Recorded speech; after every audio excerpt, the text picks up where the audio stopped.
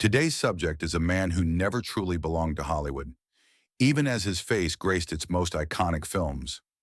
Sterling Hayden wasn't just an actor. He was a war hero, a sailor, a spy, and a rebel who spent his life running from the very industry that made him famous.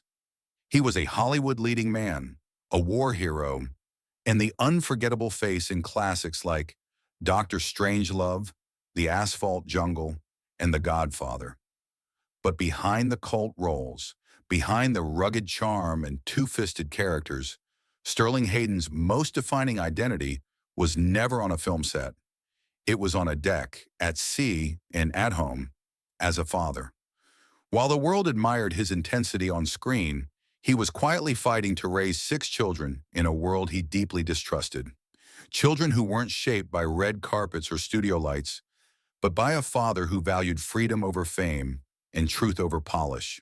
Today we uncover the fiercely private story of a man who never sought celebrity and the 6 lives he helped shape far from Hollywood's spotlight. Sterling became a father during the peak of his career, right as studios were casting him as the next big thing. But for a man who saw acting as ransom, a job he took only to finance his voyages and independence, parenthood offered something deeper: purpose. "I hated the business," he once admitted, "but I loved those kids." In the 1950s, while others were buying Beverly Hills mansions, he was sailing his children toward Tahiti, in defiance of court orders and Hollywood expectations. And in his final years, as tributes praised his cinematic legacy, Sterling didn't reminisce about movies. He remembered the sound of little feet on the deck, the salt air, and the stubborn love he had for the 6 individuals who knew him not as a screen icon, but simply as dad. For Sterling Hayden, fatherhood wasn't an escape from the spotlight. It was the only role he ever chose on his own terms. This is the story of Sterling Hayden, and what happened to the 6 children of a man who lived on his own terms, no matter the cost. Christian Hayden was born around 1948, at a time when his father, Sterling Hayden, was being celebrated as the next great leading man of post-war Hollywood. But Christian didn't grow up around film sets or red carpets. He grew up in the crosswinds of contradiction. By the time he was 2, Sterling had left acting behind to fight in Europe with the OSS. When he returned, damaged by war and disillusioned by fame, the Hayden household grew tense. In the early 1950s, Christian witnessed his father's highly publicized confession before the House Un-American Activities Committee, a moment Sterling would call the greatest betrayal of his life. Christian, then barely school age, may not have understood the politics, but he understood the fallout: his father's guilt, his mother's frustration, and a home that was beginning to fracture.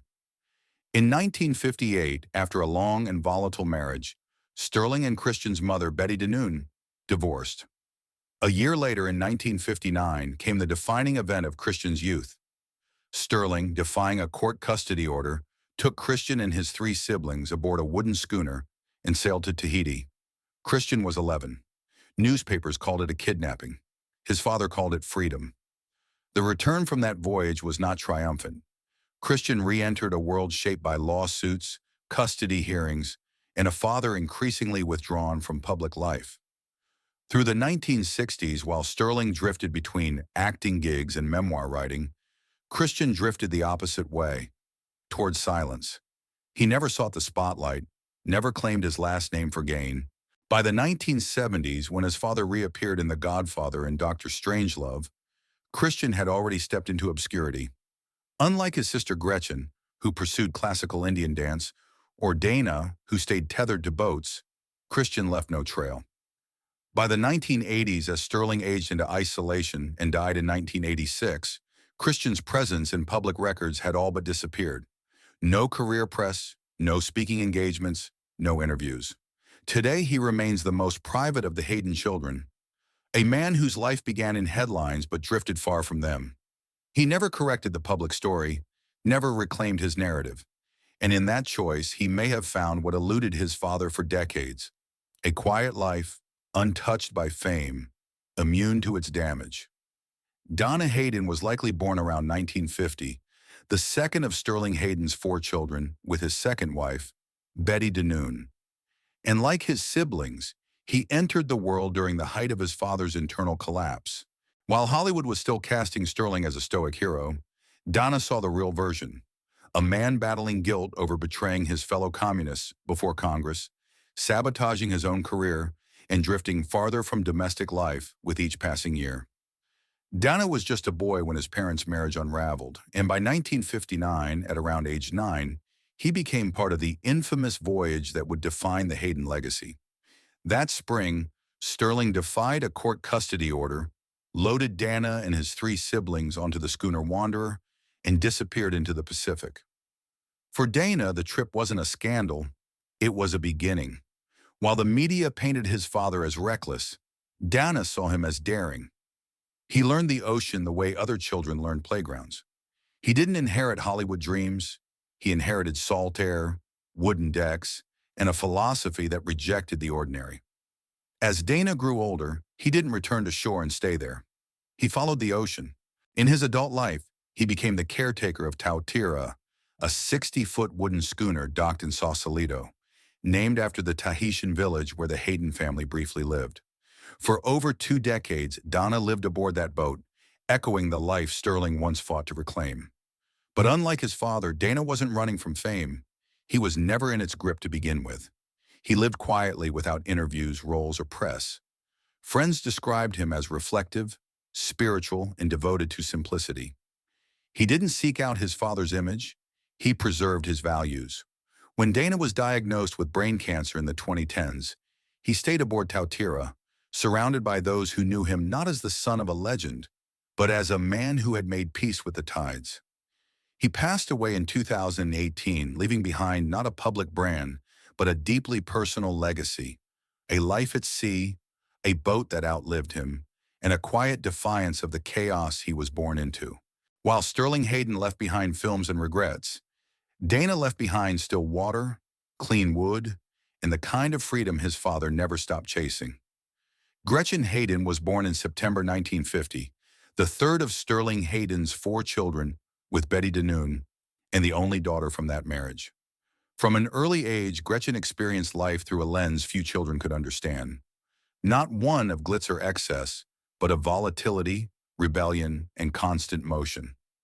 By the time she was 9, she found herself on a schooner in the middle of the Pacific Ocean, caught in the middle of her father's most controversial act, the unauthorized 1959 voyage to Tahiti that defied a custody agreement and turned family life into a legal firestorm. While the world watched headlines accusing Sterling Hayden of kidnapping his own children, Gretchen learned to live by tides and starlight, not schedules and court dates. It was a defining journey, not because it made her famous, but because it taught her early that life didn't have to follow anyone's script. That same instinct, to carve her own path, far from the expectations set by fame, shaped Gretchen's future. As an adult, she didn't go into acting, writing, or politics. Gretchen became a master of Kathak, a classical Indian dance tradition rooted in storytelling through movement. She trained under the legendary Pandit Chitrish Das and would go on to perform internationally, teach at Wellesley and Tufts, and lead her own company, Chandika, in Boston. Her work is disciplined, spiritual, and rooted in cultural transmission, a far cry from Hollywood's artificial lights. But in many ways, it reflects the same intensity she grew up with, the need to express, to move, to push against what's expected. In interviews, Gretchen rarely speaks of her father's celebrity. She speaks instead of lineage, of practice, of honoring tradition. Now in her 70s, Gretchen remains a fixture in the international Kathak community, an artist, teacher, and cultural bridge. Unlike her siblings who faded into privacy, she stood still and built something lasting. But she did it her way, with her tools and on her own stage. Her legacy isn't her last name. It's the generations of dancers she's trained, the rhythms she's preserved, and the calm, focused strength of a woman who watched her father fight the world and chose to create something instead. Matthew Hayden was likely born in the early 1950s, the youngest of Sterling Hayden's 4 children with Betty DeNoon, arriving just as his father's personal and professional lives were both unraveling in slow motion. By the time Matthew could walk, his household was already under strain. His father drinking heavily, tormented by guilt over his HUAC testimony, and his mother struggling to hold together a family living in the shadow of Hollywood and the weight of disillusionment. At just 6 or 7 years old, Matthew was pulled into the most notorious chapter of the Hayden story. In 1959, he joined his three older siblings aboard Wanderer, the schooner Sterling commandeered in open defiance of a court order. At an age when most children were entering first grade, Matthew was learning to ride ocean swells, eat under storm sails, and sleep in a floating home under international scrutiny. He was the youngest during that voyage to Tahiti, too young to fully grasp the legality, but old enough to absorb the tension. While reporters called it kidnapping and lawyers called it criminal, for Matthew it was simply a strange version of childhood. He watched his father sail between moments of brilliance and fury, between storytelling and silence, and when the voyage ended, so did any illusion of normalcy. Court battles resumed, custody shifted, and Sterling eventually remarried. Matthew, like his siblings, returned to land but never really surfaced in public life again. No known interviews, no public work. He didn't write memoirs, grant podcast interviews, or show up in documentaries. But what is clear is that his early years, defined by courtroom tension, nomadic parenting, and a father who mistrusted nearly every institution, created a man who understood the value of staying invisible. In a family where headlines often came at the cost of peace, Matthew Hayden may have made the most radical choice of all, to live his life without them. Andrew Hayden was likely born in the early 1960s, the first of two sons Sterling Hayden had with his third wife, Catherine Devine McConnell. By the time Andrew came into the world, Sterling was no longer the brooding young actor of the asphalt jungle or the rebellious sailor of Wanderer. He was a man worn down by decades of inner war, a disillusioned icon who had turned his back on Hollywood fame, but never quite found peace in its absence. Andrew wasn't born into the chaos that consumed his older half-siblings. He was born into its aftermath. Sterling had already testified before Congress. He had already kidnapped 4 children and returned from Tahiti. The scandal had passed, but the residue remained. For Andrew, growing up meant navigating a father who was physically present but emotionally adrift, often holed up on a Sausalito barge, writing about guilt and freedom, but rarely speaking in full answers. His earliest memories weren't of newspaper headlines, but of a father who smoked heavily, drank deeply, and regarded institutions, courts, studios, even schools, with suspicion. Yet Sterling also softened with age. As a father in his late 40s and 50s, he gave Andrew something the older children didn't have: time. While the rest had to chase their father across oceans, Andrew saw him during long, quiet days on the Sausalito waterfront, typing at a wooden desk or sitting silently on the deck of a rusting barge. By the 1990s, he had married a woman named Sarah and settled in Newburyport, Massachusetts. Far from California, far from controversy, Andrew never cashed in on the Hayden name. He didn't enter entertainment, didn't publish memoirs, and never appeared in retrospectives about his father's career. What little we know of him comes from a sparse online footprint, a long-time marriage, a quiet life, no scandals. He's the son of Sterling Hayden, yes, but more importantly, he's the product of a second chance. In a family defined by volatility, Andrew found the rhythm of normalcy, and in doing so, he may have quietly fulfilled his father's dying wish, that at least one of his children would live free from the burdens he couldn't outrun. David Hayden was born in the early to mid-1960s, the youngest of Sterling Hayden's 6 children, and the second son from his marriage to Catherine Devine McConnell. By the time David entered the picture, the drama that had defined his father's public life had already begun to fade into the rear view. The HUAC testimony was history. The Wanderer voyage was over. Sterling had stopped chasing roles and started retreating from the world. But even in relative quiet, David's childhood was shaped by the shadow of a man who had once burned every bridge just to prove he could build his own. While his older half-siblings came of age in courtrooms and on boat decks, David grew up in the soft echo of that rebellion, not immune to it, but distant enough to see it with clarity. He was raised primarily in Wilton, Connecticut, alongside his brother Andrew and mother Kitty, while Sterling lived a semi-reclusive life in California, visiting only periodically. And yet, even at a distance, Sterling left an imprint. David inherited the same introspective nature, the same skepticism of institutions, and the same impulse to question. As an adult, he never pursued the spotlight, never wrote tell-alls, never used his last name as leverage. But in 2024, nearly 4 decades after Sterling's death, David's name quietly resurfaced. In a letter to the New York Times, he reflected on his father's service in the OSS and the legacy of secrecy and sacrifice that shaped their family. Today, David is believed to still live in Connecticut, out of public view, without a public profession or platform. He hasn't made documentaries. He hasn't spoken on camera, but he has shown that legacy doesn't always mean mimicry. Where Sterling ran toward chaos, David moved in the opposite direction, toward stability, privacy, and introspection.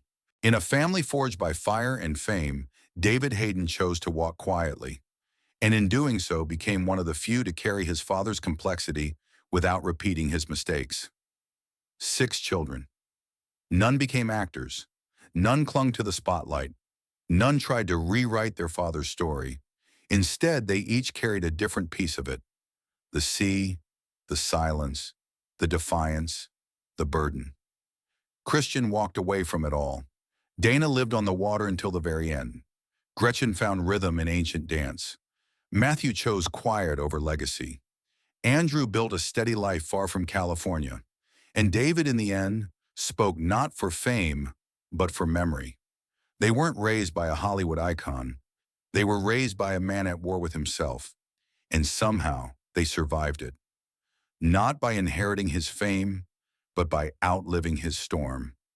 If you found this breakdown powerful and want more deep dives into the hidden lives of Hollywood's forgotten children, subscribe to Legacy Uncovered. Your support brings these invisible stories to light. Thanks for listening.